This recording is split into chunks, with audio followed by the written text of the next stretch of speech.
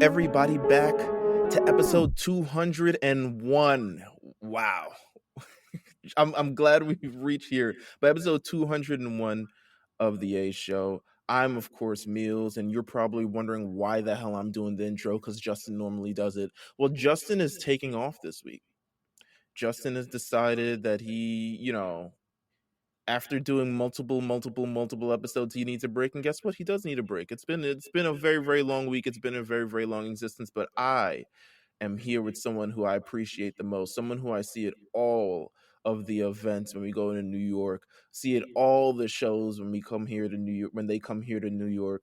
Someone who I feel like is like, you're like in the wrestling discourse, but you're not too deep in it. But this week you're kind of being thrown into the thick of it. So, Jeff J, welcome to the A Show. My brother, 201. I get to start the third era, the 300th era of the A Show with you. And I only endeavor to be as rich as J5, man, and be able to take days off. You know what I mean? Like, that brother's living the life. He got his toes out in Switzerland.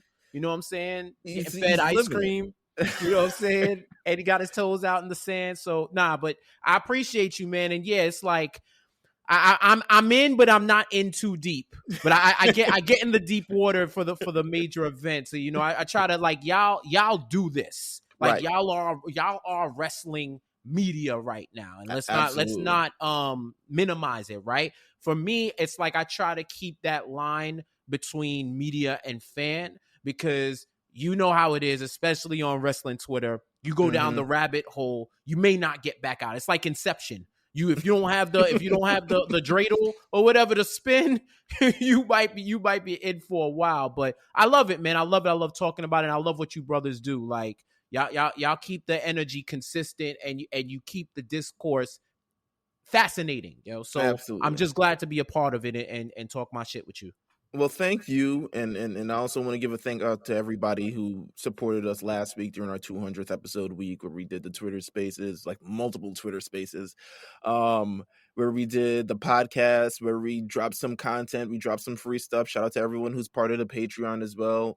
And we got more content coming down the pipeline. It's not like this is over. This 200, I feel like this is kind of a new beginning, to be honest with you. And I'm glad you're also here to start off this third era, the 300th era of the A Show. So before we get into any actual wrestling talk, yes, during sir. Monday Night Raw last week, not Monday Night Raw last week, Monday Night Raw last night, there was a trailer that dropped. Yes, sir. For the Spider-Man No Way. Why did I have No Way Out? It might as well be at this point. We need that spoof. We need that spoof. Yo, do that before someone else does. You already know how that go. Absolutely. But No Way Home trailer. So as for me, I'm someone who's like you said, that you're like 1 foot into the wrestling discourse and stuff like that. I am also with the whole Marvel and things. I'm like barely there. I would say I'm an average consumer. Mm-hmm. I am someone. So you watch TV, you don't really read comics. No, not at all. You just in the. I know if there was some shonen involved, I know you would be the vibes would be different. But I get it. So I want you to explain to me why everyone is freaking out about this thus far. And I know J5 is going to hate this, because I think he hates all Marvel things. But guess what? J5's not on this show. So explain to me. No, explain to me like why everyone is so hype about this. Yes. So, well, first of all, Spider-Man is the undisputed GOAT of all things comic book. And yes, I am on the Spider payroll. I'm a stan. I am an unabashed stan. But seriously, this was something that was anticipated because one of its ties to everything that's been going on with the multiverse. Like if you've been watching since Endgame, when there was the possibility that they were going to bring the multiverse, which is multiple universes where one decision, one moment can change how things go on. So in another universe, Meals, you'd be doing a financial podcast right now. Your love for wrestling may have branched off into a love for economics and whatnot, and you and J5 would be doing the A Money show or something like that, right?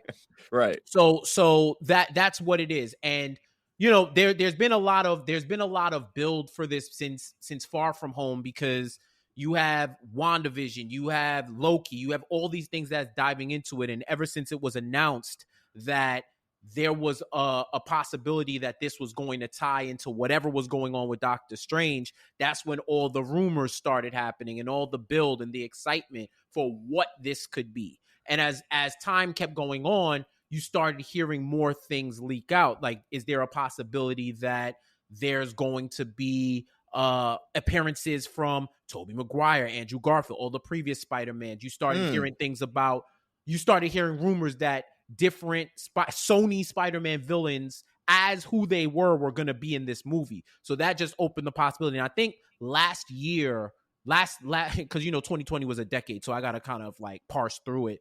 Last October, I had tweeted this could be the possibility for a live action type Spider-Verse.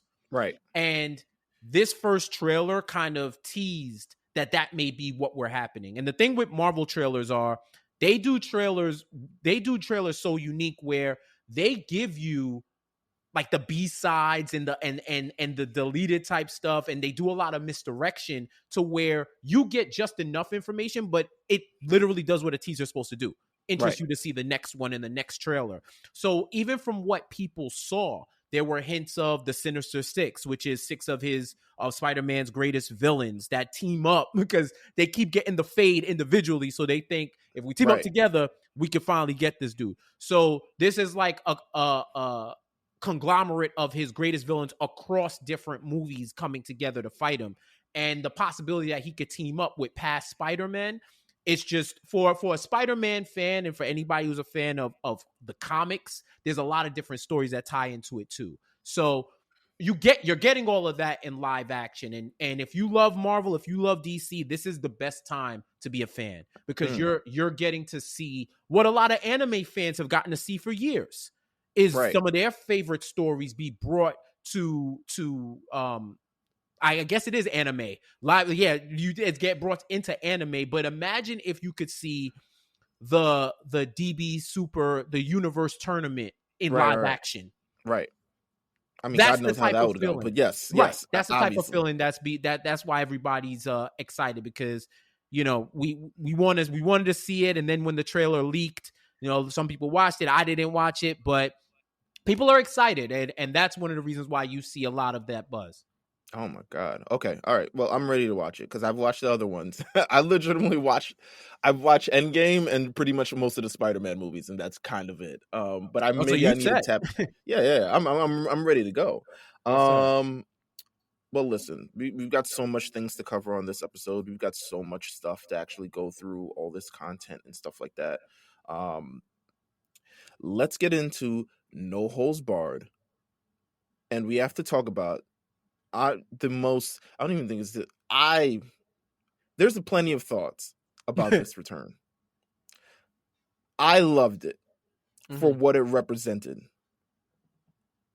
But CM Punk finally returned to professional wrestling, AEW Rampage. It is the second highest viewed AEW event of all time, this Rampage. Friday at 10 p.m. I said it couldn't be done because I said Friday at 10 p.m. is a terrible slot, but the wrestling fans showed up to see their savior, CM Punk. What were your thoughts on CM Punk's return to professional wrestling and his words, I guess? It's the reason why we're wrestling fans, bro. No matter how you feel about Punk, those are the moments that legitimize our fandom to casuals and the people who are corny enough to shit on wrestling fans will be watching reality TV till they die, but this is why when someone asks, why are you watching wrestling? You show them CM Punk's return and the investment and how fans love this guy. right? And it's probably some of the best unintentional long form storytelling you could have, where people it really was some savior, like the society coming Right? back, right? Because you think about how many people are waiting for a savior to return, and then the savior actually returns, and it returns in his hometown, which I think it doesn't ring off the same way. It's still going to be a loud pop or whatever, but the emotion doesn't hit the same if it's not in No. Chicago, where he's had some of his best. Remember, that's the same where Money in the Bank, Right. right? Like I those are remember moments. I remember when he returned to Chicago. I think it was 2013. He had that match against Chris Jericho, ironically enough. He returned, I think this was post-Mania, after the Taker thing. He took some time off, he was dealing with some injuries, et cetera, et cetera. He returns to Chicago. I forgot what pay-per-view it was in Chris Jericho, and that was like goosebumps there. So Chicago, CM Punk, that's obviously the mathematics on that is way too high. Like you can't not do it. But I love the emotion, the outpour, the importance, the moment, and the shift that this kind of represents. Because to be honest, CM Punk never said he said he would not return to wrestling ever again. He was jaded. Right. He was absolutely that. And I knew in my mind if AEW was going to stand any sort of even close to a chance of building as a brand, they would have to pick up CM Punk. It's just he's too big of a guy, and he's too representative of the AEW fan base for him not to be there in any sort of capacity, and them still be like, yo, but CM Punk's out there, because they would be answering CM Punk questions for the next decade if he never showed up. Right. They would be like, yo, you can sign CM Punk. If CM Punk shows up, like when CM Punk shows up on WWE backstage, it's like, yo, guess he didn't want to go to AEW. Guess the shit wasn't, I guess the bag wasn't big enough. Guess they weren't doing this, that, and the third. Oh, he hates Jericho. Oh, he hates this. You bring up the speculation for that. But him coming to AEW represents a lot for that brand. It gives them, it allows them to cater to because everyone's going to say, oh, it's provide direct opposition for WWE. It's opposition, but it's still not in the league of WWE. In my opinion. However, it allows them to bolster their fan base to extreme amount of highs, and you have a guy who is absolutely known, and there was a big discussion over the weekend as well about how over CM Punk is and the barometer of how over he is, which we'll get into. But it just, like I said, it bolstered that fan base so huge, and it was a I have to admit to myself, I was tuned in. 10 o'clock, I was there. I was tuned in. It was fucking amazing. You know what I'm saying? Like the crowd and the emotion and everything. There's so many parallels right now between AEW and 90s WCW. If you were around during that era, you see it. This was WCW getting Hogan and Macho Man and all those old stars. Like kind of mixed with Hall and Nash. Two different, like the star power of a Hogan with that cult following of Hall and Nash before they even made the Outsiders and NWO, right? Like thinking about, yo, they really left. What are they gonna do? How they gonna build in WCW? I agree with you. They needed this. AEW to reach that next level needed a get like this. I think even if they were to get Bryan and they didn't get Punk, I think they still falter in a sense. So to like reach that next echelon to where you could say, we here now and we are competition, right? So I look at it, CM Punk could have went in there and been like poopity poop scoop for 10 minutes and people would have been like, yo, it's the greatest thing in all time. But he said what he said, and if anything, you have to give Punk props for profiting off of one of the most famous worked shoots ever, to where people invest their real feelings about certain products through that promo and through it, to where everything, where they know there's a lot of reality in it, but they still react to it as if it was something spontaneous that was unscripted that he did and nobody knew about, and he shook up the wrestling world. So the way he subverted the pro wrestling and sports entertainment that day has carried on for years and years. And he actually did a lot for his legacy by not coming back to wrestling, because it built the anticipation for what he could be. Because, you know, we don't know if he's still going to look good in the ring. Well, at this point, it doesn't matter. Is this the best? There's a conversation. Is this the best that this gets? Yeah, and CM Punk deliver when he's now in the ring? Can he? And honestly, I don't think it matters, bro. If he can be 50% CM Punk, the fans ain't gonna care. They just love that they have him back, no matter, you know, unless he's stinking it up, then it's gonna be dialogue time, right? But here's the bigger question that AEW has to answer: is this star too bright for what you're building foundationally with your stars, with your Jungle Boys and Darby Allins and MJFs, your homegrown talent, right? I'll even put Hangman in there. You know, people that are foundationally AEW, because you know, we fast forward a little bit to All Out. Should CM Punk win? And if CM Punk wins, are we having conversation about nerfing young talent for established stars that come back? Right. Are we having that conversation, or are we going to all admit we don't care because we want Punk to prosper? Right? Should he be the next world champion? Should he win any belt? Like, these are the things that they're going to have to navigate, because you potentially, all reports or whatever indicate, you got Daniel Bryan coming on the way. Then you might have Adam Cole coming on the way. So when we talk about all of this anti-WWE talk, you're going to profit off of a lot of people that were there before. But what about the people who are there now? What about your women's division? Right. What about your black people? Like, these are questions that are legitimate to ask. And if you want to give the benefit of the doubt because they're new, I hear you. But if you start a company where other established companies have made certain mistakes and have learned and adjusted, you should not be making the same mistakes in any business. You should not be falling for the same pitfalls other people fell, because you watched them fall. So how are you walking into the same ditches that they fell into? There's no excuse. There's no excuse unless it is that you're catering red meat to your base. And you know who your base is, and you're just like, we're going to build here, and then once we have this built, then we can focus on everything else. If we all see it and we say it, then okay, cool, but let's not act like this is some forward-thinking activities that are going on when there are valid criticisms to deal.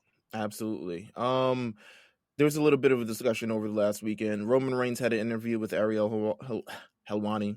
And there was a particular moment in this interview, because I think Roman Reigns definitely added some spice about, regarding the CM Punk thing, which, to be fair, completely valid.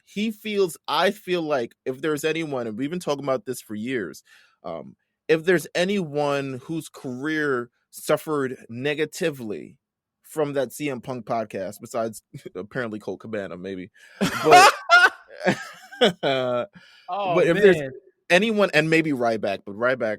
Ryback got smoked. Ryback got put on the fillet. Right. He was then now known as like an unsafe worker, but essentially the Roman Reigns kind of idea of like, we got to make Roman look strong, hindered Roman Reigns until the man had to leave for a illness. You know what I'm saying? Like, he wasn't able to recover from that at all because of the stigma that was attached to him. It was like, yo, we're building around Roman, we're making Roman look good. So when Roman Reigns is asked about these things of these part-time performers, and he responds, some people may think that they're better than they actually are.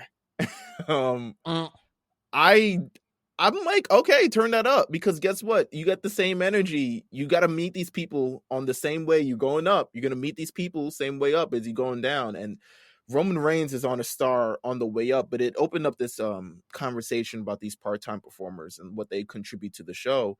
And CM Punk is now in that he's now in that, I guess, class now of these part-time performers, because from what I've heard, he's not wrestling every show. He's not wrestling actively. Nigga, I wouldn't if I was CM Punk. He's wrestling. I think he's wrestling the 4 main shows. Maybe there's some shows after that, but from what I've heard is that he's wrestling the 4 main shows. Oh, just pay-per-view. Just pay-per-view. And he'll be actively on the shows, but he won't be in a wrestling capacity. Now, I could be wrong. They'll probably do a Dynamite here, a Rampage. Like I could see that, but it's like he's choosing when and where, as he should. Right. So they put CM Punk. A lot of people were concerned because CM Punk in kind of the league of The Rock and John Cena. Are you under the thing that CM Punk is just as over as The Rock or John Cena? Moves the needle, I guess. Yeah, I would say, even if you were on the side of Roman Reigns and you agreed with Roman Reigns, Friday smoked all of that. Yeah. Friday smoked all of that. By every conceivable metric, CM Punk is over. He's over casually, he's over nationally, and he's over in AEW. He's beyond over. He's in another galaxy right now. Mm-hmm. Now, if you want to ask me about all time, this run may put him in all time. Absolutely. This run will put him in all time. Back then, I'll say for his era, he was one of the tops. But I was in Barclays when Rock showed up to confront Rusev, and I think it was like 2014, random episode of Raw.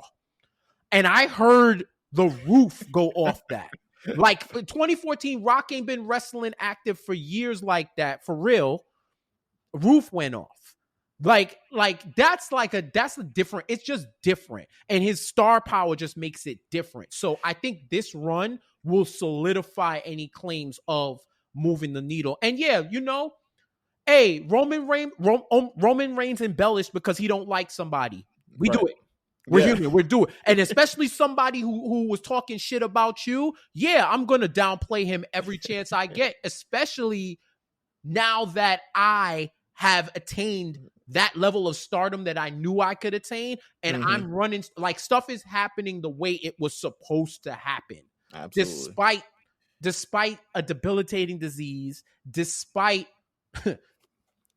criticism from someone who knew that speaking, and here's the thing, people, we get into semantics on what CM Punk said. Right. If you are an entertainer, you know the power of your words. You're not perfect. You may slip up, but you know the power of your words. And especially wrestlers, they know if they say certain things, how it'll be taken by certain parts of the fan base. So even to say make Roman look strong at a time when people hated him, bro. Like, I was at the Royal Rumble in Philly. Oh my God. I was there. I was there, bro. Different. You know what I'm saying? So, right. So I was there and I heard that, like, people hated him. So that type of sentiment carried over. I could imagine a lot of sleepless nights, a lot of questioning yourself, a lot of that basically just purely off of those comments. You know what I'm saying? Because he galvanizes a certain crowd, and I guess this leans into the moving the needle kind of over discussion as well. He galvanizes a certain crowd and says, like, listen, I am real wrestling. He even said that during his promo. He says, I quit wrestling in 2005 and now I'm back to wrestling in 2021, and everyone ate it up. As if that's not the most bullshitty-ish response. I was like, all right, take the propaganda. It is what it is. Like, I'm not against CM Punk, but I'm like, you're not gonna ignore these 7 years you were obviously wrestling, being well paid for it, and you re-signed to the company as well. Dog, it's battle rap. It's battle rap. Everything might not be true, but we're gonna take it as facts because it sound good. You know, we know it's slander, but you getting your shit off. So it's like battle rap. Yeah, no, absolutely. Another, I guess, since we're talking about Ariel Helwani and his interviews, Nick Khan, all power, the all powerful Nick Khan in WWE, sat down for a 20-minute interview with Ariel Helwani, to really kind of lay out and kind of like, you get it from the horse's mouth, essentially kind of like what's going on in WWE, how they're moving, what they're targeting. Did you get to watch any of this interview? Yeah, I saw clips. I didn't see the full interview, but I saw the different clips and what was making discussion on social. Right. In terms of just our show, I know because J5 works now with a lot of marketing and stuff like that. He's very so much tapped into these kind of discussions as well, and so am I, because it presents WWE from a different perspective, from a business point as in terms of what they're targeting, what we're looking at, what we can expect, and they're going for the brand growth more than anything. Mm-hmm. The idea of this being a professional wrestling company is kind of like it's a company that promotes professional wrestling, but it's a brand that's just so much more that they want to, like, okay, we're ingrained in Americana itself. We're a Right. worldwide brand. Right. We're something like, when you look at like stuff like Marvel, Pokemon, Nike, all these other stuff, WWE is saying like, and we are also here as well. Right. And that's, I think, what Nick Khan was trying to say in this interview. But there's a lot of definitely talking points during it. He talked about WWE releases in Yeah, I terms of saw like, that. I didn't personally, I would feel a type of way if I was the one to release, obviously, after hearing these comments, because he says like, if they're not people who are moving the needle, we implore you to kind of go somewhere else. And if you're successful there, that's amazing. Just You know what like I'm every saying? other corporation in America. Absolutely. Just like every other corporate, and it's not even caping, y'all. It's the fact. It's the fact. That's why you gotta bet on yourself and be loyal to your career and not a place of employment. Because the minute they think you're not good enough, or they've utilized you for whatever they needed, or there's quote unquote tough decisions to be made, you out of there. And if you haven't built yourself up, then you're not going to be in a position to take that next opportunity. Absolutely. So he discussed that. He discussed the changes to NXT moving forward in terms of like, okay, we're going to go for this brand. We're developing superstars. It's going to have a new look. People are very, very afraid. I'm like, yo, change happens all the time, especially in NXT, which has changed multiple times over the last number of years. Right. But I think, I think people were used to this thing, and people were used to the company kind of like, employing all these independent stars and making them superstars. And now there's like, oh, we let a lot of them go. But I think they're more concerned with like, okay, how can we create this? And then also, I also believe that, I feel like deep in my mind, all right, you know what, maybe that's too much, but it's like they've they don't want to do what they did in 2015-16, where they raided the independent scene and there was nothing to build off of or nothing to really take from anymore. Mm-hmm. I think this move of a lot of releases, I mean, it's going to benefit AEW because they're going to hire a bunch of people anyway, but I think it benefits the independent scene. And I think we're seeing part of that today. Even Zack Ryder himself. I mean, Zack Ryder's doing things, which I was like, wow, okay. I mean, more power to you. But he's doing things. I think it bolsters that independent scene for professional wrestling, which is desperately needed over the last number of years, especially with like the closing of Evolve, COVID, Right. kind of slowing a lot of things down for independent wrestling. People don't really want to come out to shows like that unless they're sure everyone is vaccinated, everyone's sure. I think if you put these stars back into the ecosystem, we're going to thrive. Wrestling itself is going to thrive, and that's going to bolster the brand. Now, I don't know if Nick Khan has I'm sure Nick Khan has the foresight to do it, but I also think he doesn't care. Oh yeah, it's all about product. It's not about people. And Yeah. and unfortunately, if you want that type of quote unquote family business type situation, it's going to be in AEW and other smaller independents, right? Right. So it's a few things I took from that. One, when WWE says AEW isn't their competition, yeah, it's partially a stunt to take shots at them, but it's also facts from a business point of view. They're looking at Disney, Netflix, Amazon. These are their competition now because they're trying to elevate past or transcend wrestling to be entertainment. I saw somebody say they thought they were trying to be like a professional league.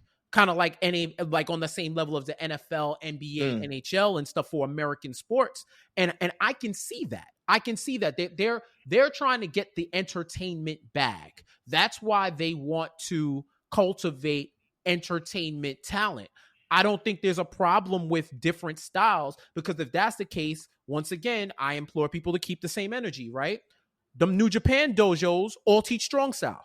They all teach strong style. But why is that not criticized? Why aren't they teaching British strong style or catch as catch can or the WWE style also, right? They rely on the people that they get, like the Jerichos or the Omegas, to bring in their styles to different places.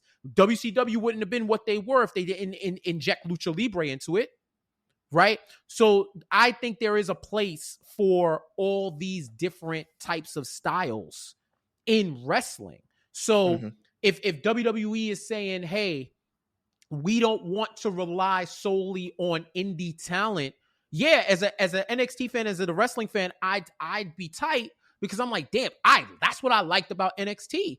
But honestly, AEW kind of nerfed that. Because now that you have another legitimate big organization that is priding themselves on doing the same thing that a development part of a bigger corporation was doing. So why? Why do that?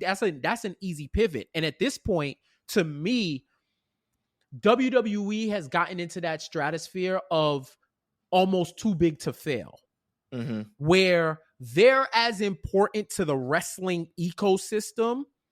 They are part of the ecosystem of wrestling. Like they are vital. That's why when there's WrestleMania weekends, you have all those other indie events that hover around it. It's WWE's the center of the wrestling universe, because everybody eats, because they know wrestling fans are going to be in town that weekend and want to go to all these different events. If WWE didn't build up some of these stars that may not have been capital S stars where they came from, and then they built them up, when they go back in the world, that elevates AEW, Ring of Honor, TNA, and all these places because of that star power, because you're bringing more eyes and more money to the company based on who you built yourself up to be. There's no way, bro, Zack Ryder would be the GCW champion if he wasn't Zack Ryder. Right.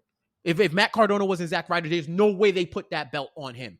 Not like that, like coming out of WWE. There's no way, unless he built a name for himself and he built that up. So I think there's a place for everybody, and for fans of different styles and everything. Now you're in the golden era.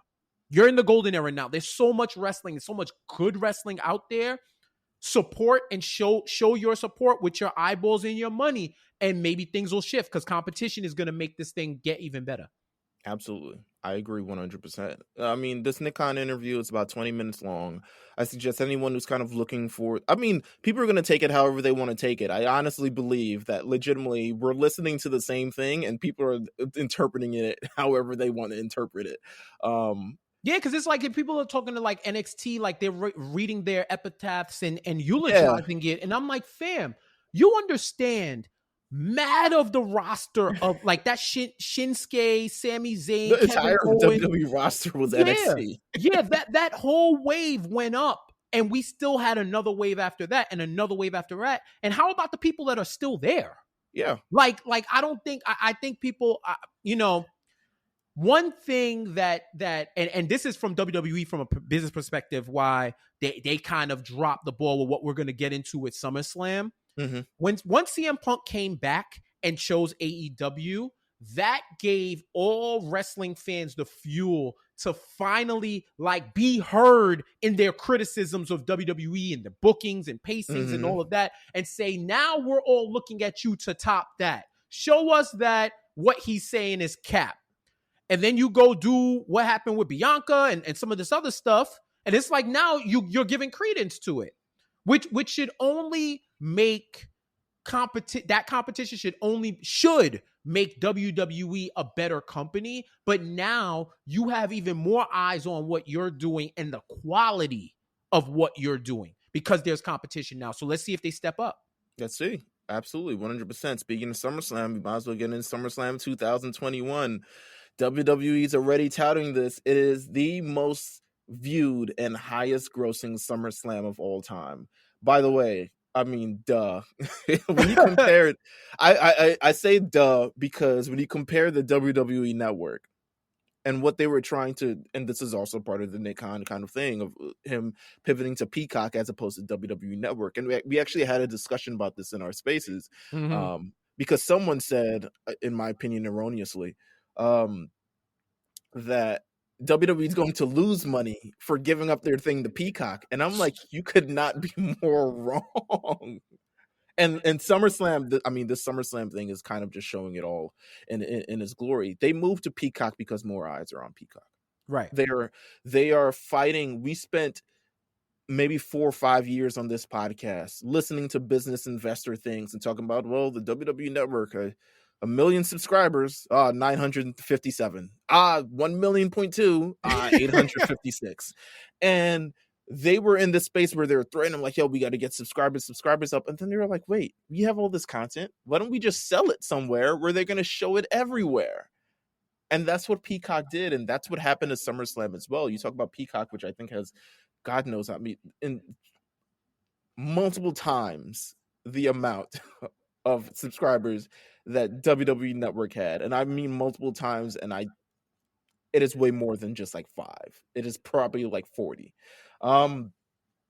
However, it was the most watched SummerSlam. It was the sellout crowd, 51,000 for a SummerSlam, by the way. And they want to do that again at Money in the Bank, which is like, wow, y'all are really like going for it. Yeah, which wouldn't have happened if they only had, if they were still on WWE Network, by the way. I don't think they were going to stadium for Money in the fucking Bank, right? Yeah. And to your point, Mills, Peacock has 54 million subscribers. Bruh, that's at least 54 million. That's 54 times. Right, literally 54, 53. If you want to, if we're going to play the Twitter math game, the Twitter math equation game, 54, 53. If you want to get technical, more than 20 million monthly active users in the second quarter of 2021, bro. Listen, 20 times, 19 times, 20 times. More eyes. This is more eyes. And when they know these events are going on, it's like, all right, let's turn into Peacock. And this is why it was the most viewed. I mean, obviously it's more viewed than last year. The pandemic kind of like washed. Yeah. Everyone's. But you know what they say, Mills? Real eyes, real eyes. Real. Don't kick me off, bro. Don't kick me off. I had to get that one off. Please. With that said, let's go through. We'll get to the low point of the show because it's the major topic of the show. It is why everyone's kind of discussing it. Let's get to the points of the show where either the high points, the low points, anything that kind of stood out to you on SummerSlam besides the obvious. Yep. Edge Rollins. That was match of the night for me. Easily match of the night. Like that. Another example of long-term storytelling that culminated in an awesome match. Nothing on the line other than just grudges and violence. That was the only thing on the line was violence and fades, right?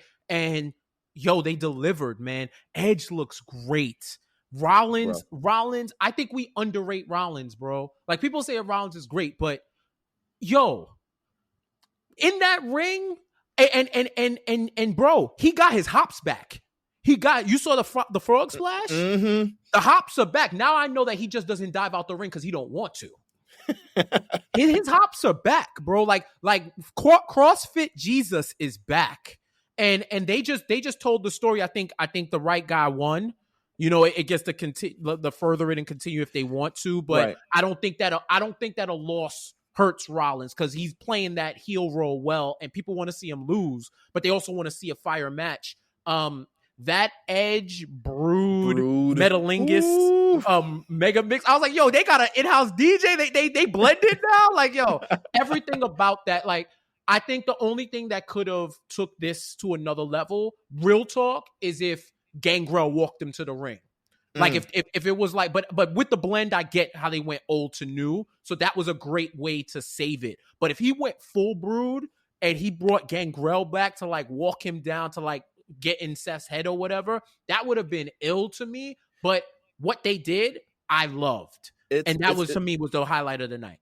It was one of those rare moments where WWE acknowledges their history and incorporates it and beautifully incorporates it into a storyline. And I think Edge, who, by honestly, considering all the accolades he has, is not defined by the Brood as pretty much the most prominent part of his career. But him bringing that back into the fold was also like, yo, I see you. To everyone who used to do this, the Bloodbath on Friday Night SmackDown Oh was man. also like, oh, I see you. Like, we're incorporating this as well to add that to his character instead of going like, it would have been easy to say Ultimate Opportunist is back and he's pulling his hair and stuff like that. But Right. for him to naturally incorporate this Brood thing, I was just like, oh my god, this man's the GOAT. Like, he's one of my GOATs for a reason, and this match proved it.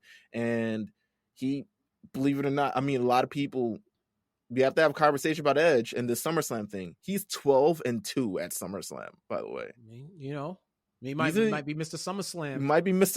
Might be SummerSlam. Mr. SummerSlam. And yo, Especially, shout out to him and Adam Cole for doing their wifey's move set. yeah. He pulled out everything. He pulled out everything in his bag and in Beth's bag. Everything, bro. Like, it was amazing. It was just perfectly paced, very old school, but yet still kind of fresh match.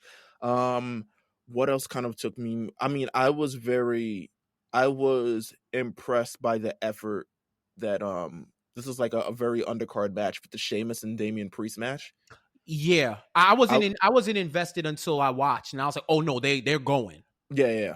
I was impressed by the effort they put into this match, because on that card, which has 10 matches, which a lot of them blew by, and I expected a lot of these matches to blow by. The first 2 matches kind of just happened and they just exist, and that's fine. Right.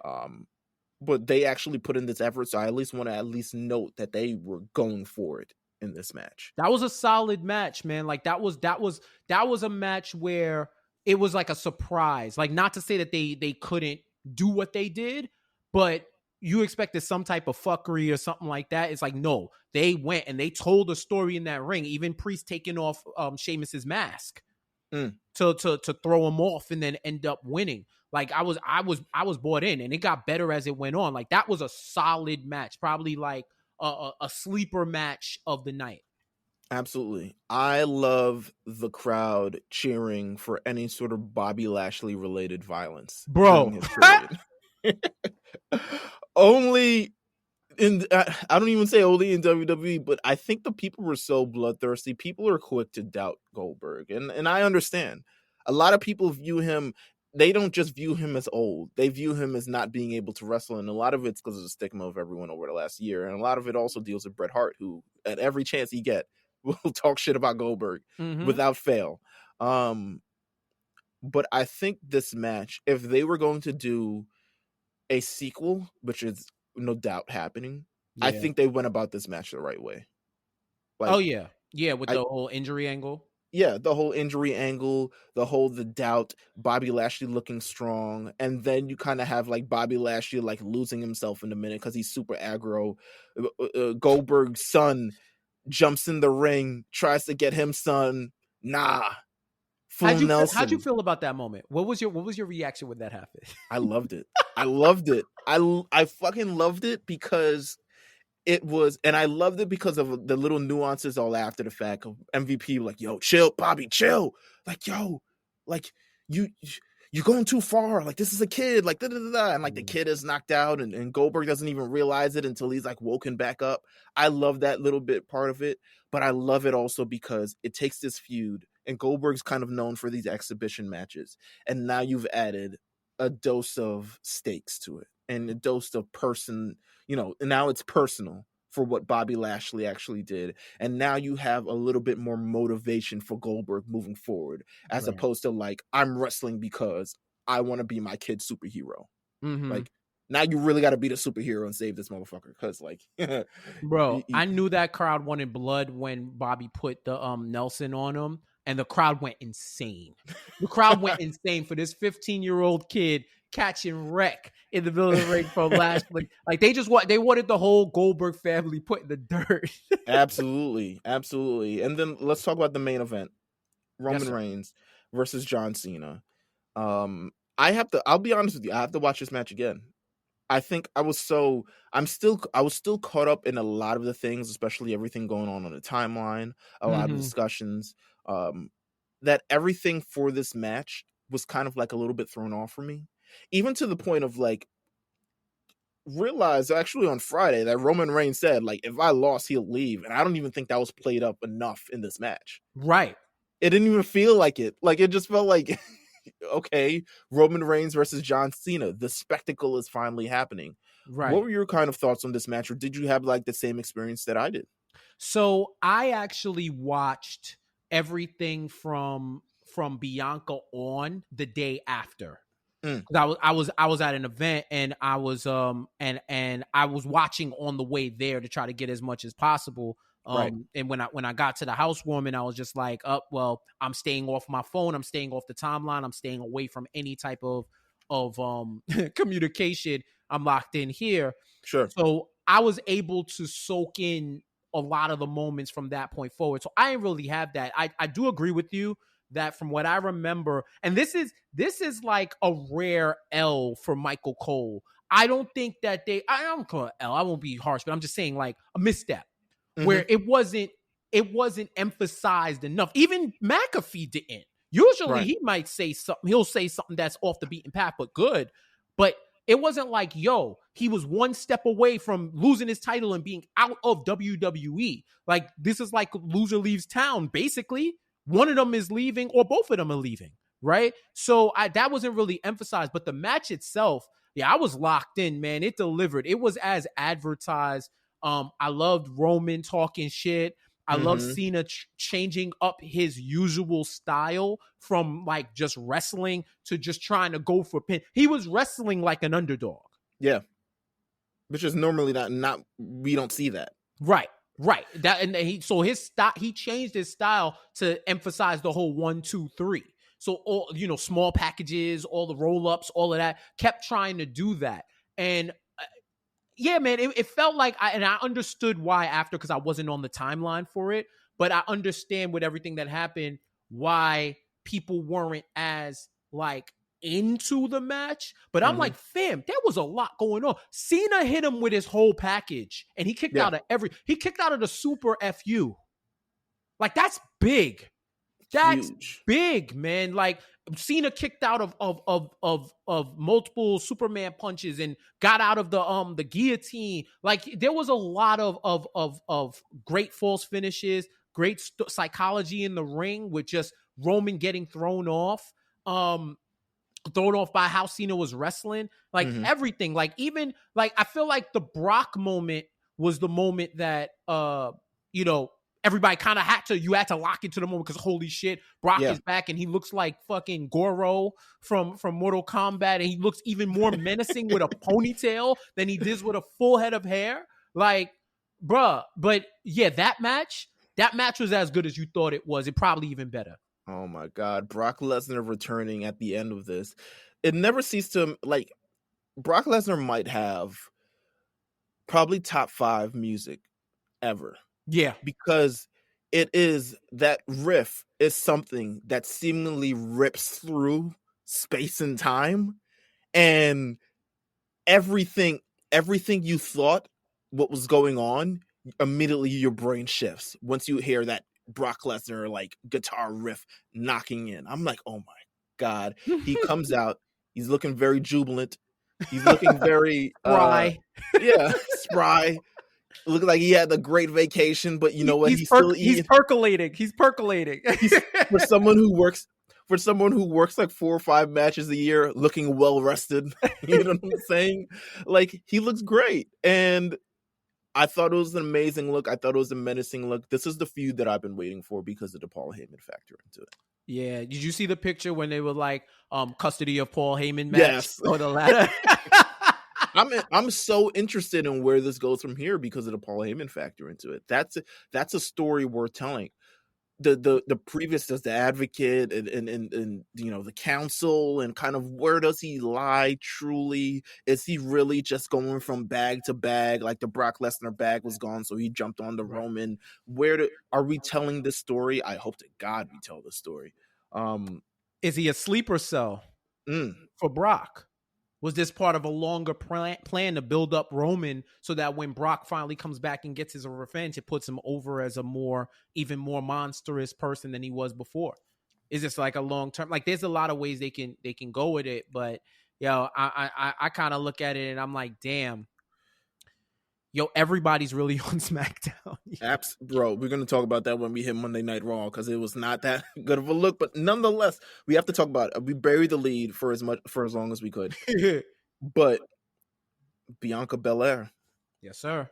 The controversy surrounding this at SummerSlam of all events. What'd you think?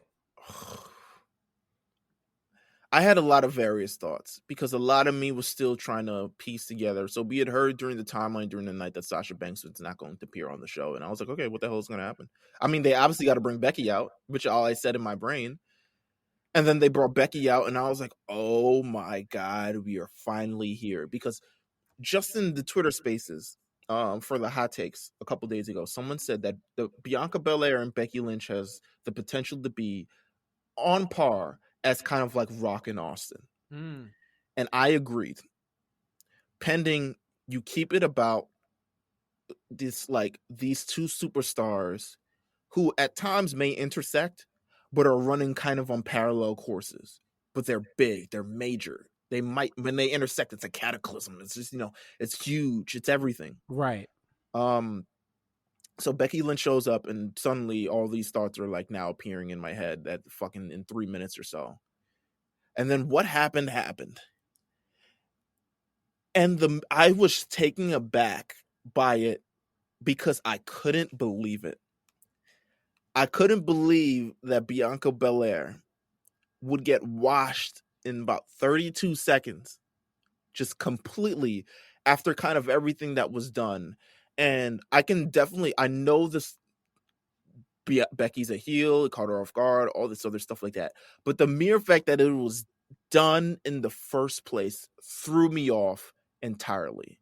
Now, I'm not completely outraged, because professional wrestling, but I was just like, wow, I can't believe that they actually did that shit. Right. Your thoughts? Yeah, I think that was the worst decision they could have made this weekend. The absolute worst decision. There's so many ways they could have went with it. Like, I know you were saying it before, like, the match is still on between them and Sasha. Like, we had all indications that we were told it was on. Yeah, it was on. And then I have a, by the way, when we're finished with this, I have an actual theory that I've pulled together from a bunch of things. Yeah, no doubt. But, I was like, okay, what if Sasha doesn't show up? What are they going to do? I think everybody knew, okay, especially, people confront if they want. WWE was watching. WWE has been watching, because everybody's watching what was happening that weekend. So they had a button to pull. I think the Brock button was going to be pulled regardless. But yeah, but Becky, if you have a chance to bring Becky Lynch back, you do it, right? And I thought what was going to happen was they announce Sasha's not going to be there, or they make something happen so that Sasha can't compete. Becky's music hits. They have a match. And maybe Becky does something underhanded to win, or Becky beats her.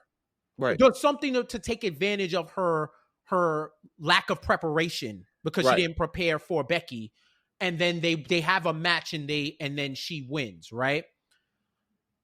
They don't do that, and not only do they do that, they bring out Carmella, who we've seen 85 times, maybe 90, fight Bianca, right?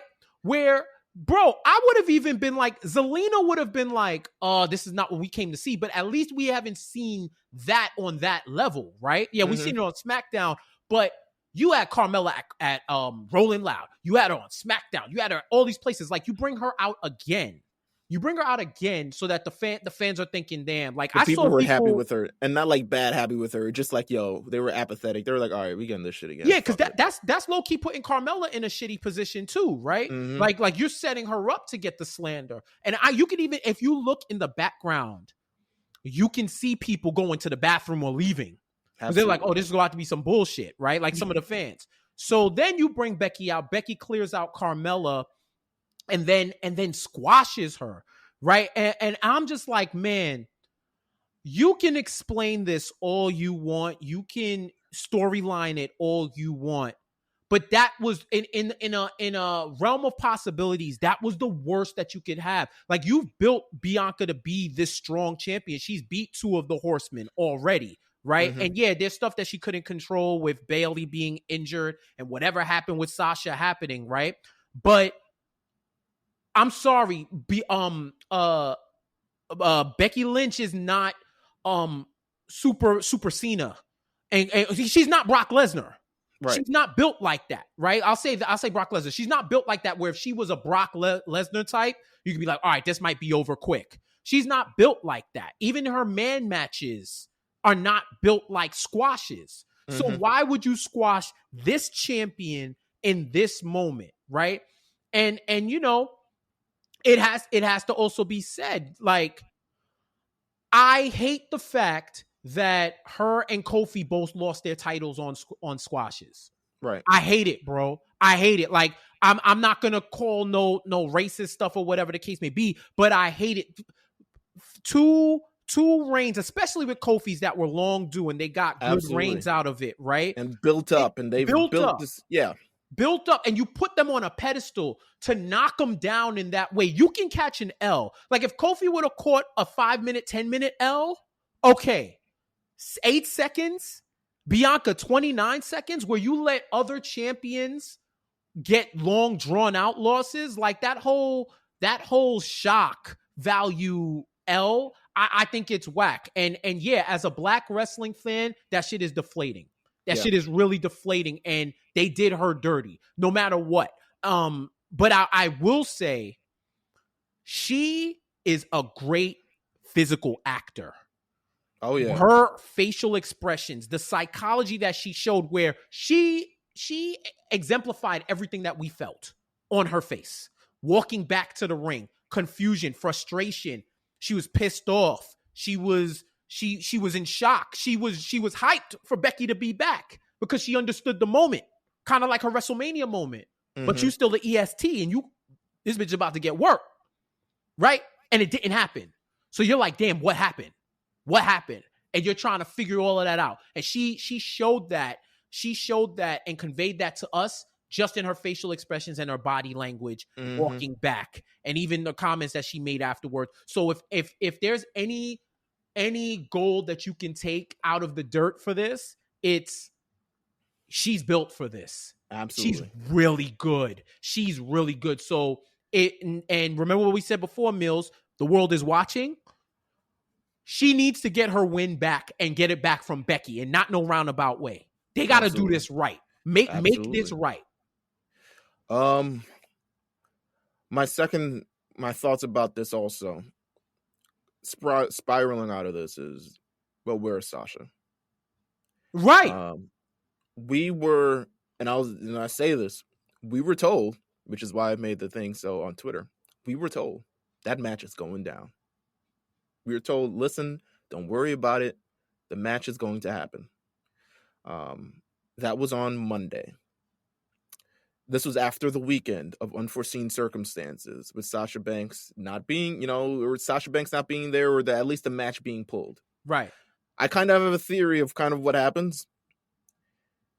And it kind of leads me back to kind of 2002 Stone Cold Steve Austin. Just based on all of the reports, everyone is pretty much saying unforeseen circumstances. Sasha Banks is not cleared to wrestle, but no one will let me know what kind of injury it was. And I do not believe it was an injury. I don't believe it's COVID. For people who are assuming COVID, I'm pretty sure it's not COVID. Because just the night before of when the match was taken offline, Bianca, Carmella, Zelina, they're all in the same ring. If something happened, that's a quick diagnosis of COVID. Right. They would have been contact traced, or they should have been. They would have all been off that show.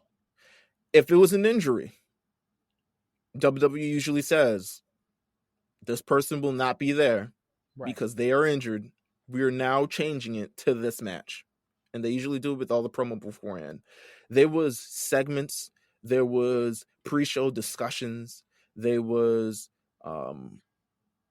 the match package, which I don't blame them because Cardi B's up is used to it. You're gonna get this package no matter what.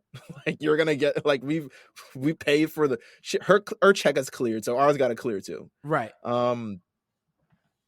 I believe there was some sort of judging from kind of everything. I'm replicating. I feel like there was some sort of creative difference. To be honest with you, that's not gonna work for me, brother.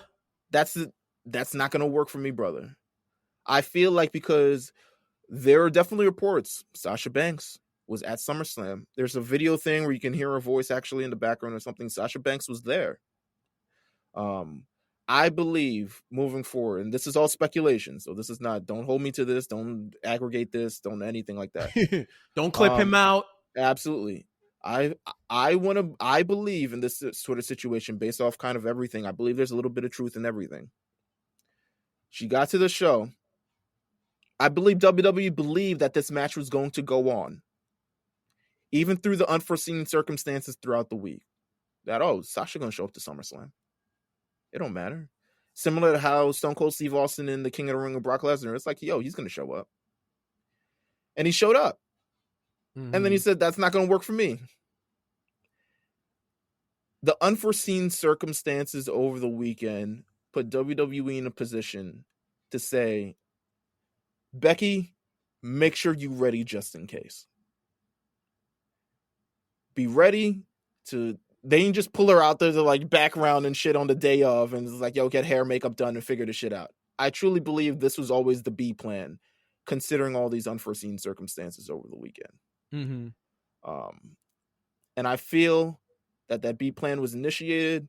I feel like there was a lot, they didn't know how to fill the time. So hence we got Shinsuke Nakamura and Boogs playing the guitar for no reason. Right. We got Carmella stalling for no reason. Walking out mad slow. Doing her whole entrance, us getting this hype for this match, which was all amounted to probably a whole 15-minute segment. Right. And then you got the thing that happened because they say but at the end of the day, when plans change for WWE, they change. Yeah. They don't just say like, we're going to slot this in. It's like, no, we're erase that shit, put something different on the board. Right. And I truly believe that was happening. But I 100% agree with you that just as a black wrestling fan, it was deflating to see that loss in that type of way, knowing what we built up. And the reports now are that Becky Lynch is going to be heel moving forward. And I think that's great. But at the same time, it's like, wow. Why at Bianca's expense? Right. Why in that way? And I've seen plans change and it be fire. Remember, Finn and AJ Styles at that pay-per-view when everybody caught that whatever that bug was that was going around. Mm-hmm. And we were going to see like the Demon versus Sister Abigail, and they pivoted to just a good old-fashioned wrestling match between AJ and Finn. Like right. we got the Bullet Club showcase at whatever that pay-per-view was, right? No storyline, no nothing, just plans change, so we're going to give you a fire match.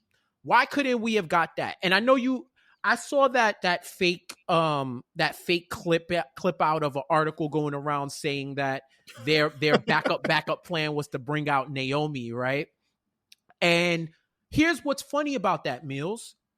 Naomi coming out would have been better than Becky to me. What they did with Becky. Because imagine if she it wouldn't have did the headline, but no. it would have been better. Because here's what they would say.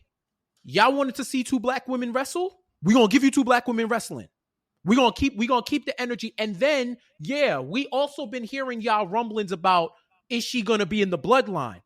Have Naomi wrestle as a heel and just leave the door open. Maybe she still loses, right? Maybe she still loses, but maybe she's doing a lot of underhanded stuff. Maybe she goes to the back and she sees the Usos and is like nodding at them like, yo, I hear you now, and goes away. All of that could have been done.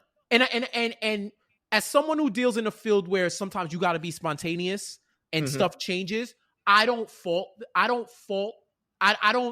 not going to overly criticize, but at the same time, that's your job and you're in your live entertainment business. These things are going to change. And especially if you're writing out storylines, other wrestlers are usually back there in case some wild shit happens. Absolutely. And someone has to go out. Like there's people who ain't on the card. Like I'm sure Kevin Owens was there just in case. Right. I'm sure Kevin Owens was there just in case someone got injured or someone got diagnosed, and then we got to just throw Kevin Owens out there or Sami Zayn out there. People are there just you're on the bench. It's like real sports. You're on the bench just in case something happens, or they want to do, or they're shooting segments or something like that. Like I could have imagined Baron Corbin wrestled on the pre-show with Big E. They probably did that because they had them there and was like, yo, we're going to give the fans something, right? That's my thing, bro. And Becky didn't wrestle. I don't even know if Becky's in wrestling shape. Yeah. So with all of that being said, we could have did but that. She's champion. But bro, I bet you this. They would have did Bianca Naomi, and Bianca went over, and they would have had like a match. I don't think anybody's complaining. And in fact, you would have endeared yourself to that black wrestling community, and they would have been holding it down. Absolutely. And that it's better to build those fans than people who don't give a fuck about women's wrestling or non-white wrestlers. Right? Like there's just so many ways, bro. There's so many ways, and they pick the absolute worst way, and they give credence to what old people been saying about their shitty booking and shitty promoting.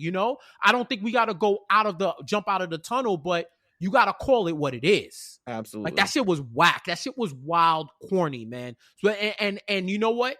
If Bianca's going to become the megastar that she's going to become, it's not a matter. It's inevitable. Yeah. Barring something major, it's inevitable, right? This has to be the moment. This has to be the jumping off point to that. This has to be. At some point, and I'm talking about big time stuff like go to Raw and beat Charlotte type stuff. Mm-hmm. Like, go get your win back from Becky type stuff. Like this is what needs to happen going forward, or else everybody is justified in what they say about you. Absolutely. I agree 100%. Let's wrap up with Monday Night Raw. Yes, sir. I don't think we'll go long on Raw because, to be honest with you, Raw pause. with everything that happened relating to the world of SmackDown, Raw feels shortchanged. Raw, unfortunately, is still Raw. You know what I'm saying? Right. It is still Bobby Lashley, who is kind of like I feel like just a champion that's kind of given bad material in terms of like, okay, how do we make this actually competitive? It felt like the scene was a lot more thriving and had a lot more of a pulse with Drew as champion, believe it or not. But I feel like they're just stuck with Lashley's angry, he wears suits and he full some people out. I don't know who's next for his championship. Extreme Rules was on, I think it's September 26th. So they got time. Yeah.